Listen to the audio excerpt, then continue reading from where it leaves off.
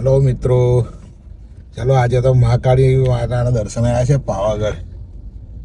जो અહીંથી પાવાગઢ દેખાય છે આ બાજુ તો પારણે પુત્ર નાનો રડું છેક તો રાખ જુઓ એ નીચેથી પાવાગઢનો નજારો। એવું લાગે કે નજીક આવી ગયા છે, પણ હજુ તો ઘણું બધું દૂર છે। હજુ 3 કિલોમીટર દૂર છે ચડવાનો રસ્તો। આમ તો એવું લાગે કે બસ આવી ગયા પાવાગઢ પાસે। આ પાછળનો ભાગ છે। હતો હું સુતો પારણે પુત્ર નાનો